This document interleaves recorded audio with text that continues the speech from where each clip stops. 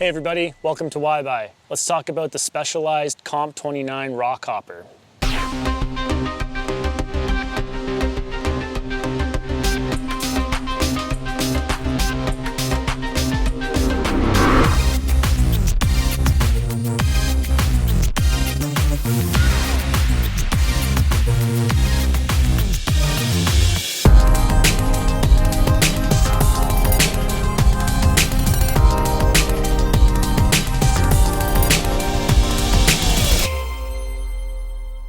We're big into hiking, we're big into outdoor activities, so we figured, hey, this is the year we should try mountain biking.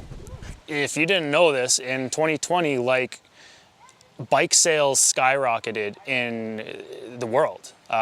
Bike shops were selling out of bikes in the spring, and this isn't something that happens ever. So it was kind of one of these weird things where everybody decided that, hey, we're stuck doing things locally. What can we do? I initially set out and we said, hey, we're going to spend about $1,000 on these bikes. So what is that going to get us?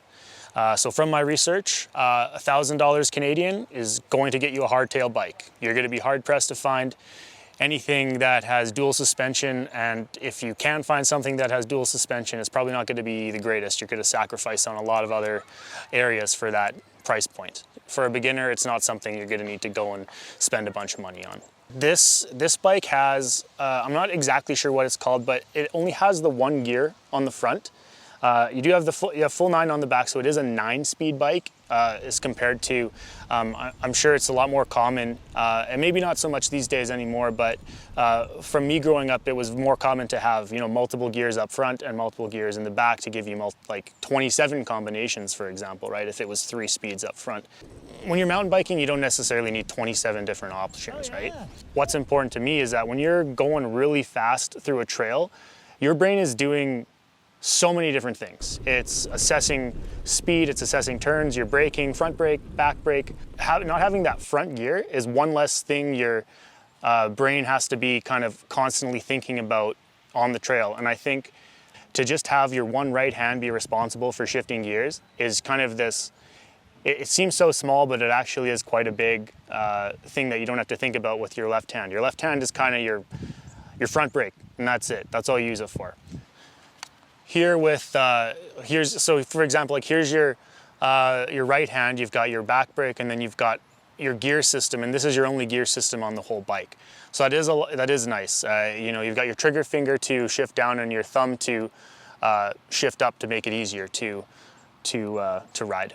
So another thing that's pretty cool, the gear, the shifting system comes with it's a micro shift system, and the gentleman at the store explained to me that how this is set up on the Specialized Comp 29, it doesn't just shift the gears for you. The back part of it actually keeps your chain in line, in kind of a parallel, versus some other bikes will keep that. If you're shifting gears, it's going to affect the angle in which the chain is going from the front to the back gear, and that can create strain on your chain, and it can actually cause in high tension situations your chain to snap. I actually really like these tires. The back and the front are 2 different treads. They're made specifically for the back having more traction, the front having stopping traction. One cool thing to note about the shocks is that you can actually lock them. So if you are riding your bike in the city, the reason you might want to do this is if you're trying to go up a big hill or trying to have, maintain more speed. What the front shock does is it actually absorbs a lot, so that actually can take some of your speed away. So you can lock this shock if, you're riding over terrain that isn't very bumpy. That way you can, more efficiently climb a hill or keep more speed while you're cruising around in the city.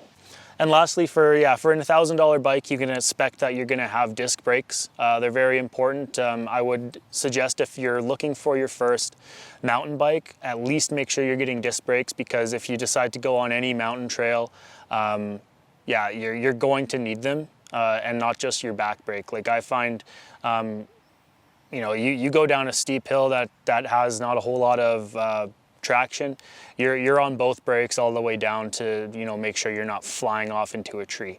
Buy a repair kit. You can go to like a local bike shop. You can go online to Amazon and buy certain components that help you repair your bike in certain situations. The biggest thing is it's like a universal tool, and it's got a bunch of Allen keys. It's got a bunch of different components that are going to help you fix your gears, fix your brakes, fix your other components that might, you know, have issues with them as you're riding. When you're in the middle of a mountain trail, is pop a tire and not have a way to fix it, and now you're walking, you know, 15 kilometers back to your car. Like you don't want that to happen. So just make sure. Whoa! Whoa! If I can make any recommendation, it's, you know, you have those few little repair pieces, so if you do get stuck and stranded, you can actually fix your bike and ride out versus walking out. So if you thought this video was helpful, please like and subscribe, show your support. Thanks for watching. Oh yeah, I bailed pretty good. I got it on GoPro. Making all these weird noises, you know, when you got that.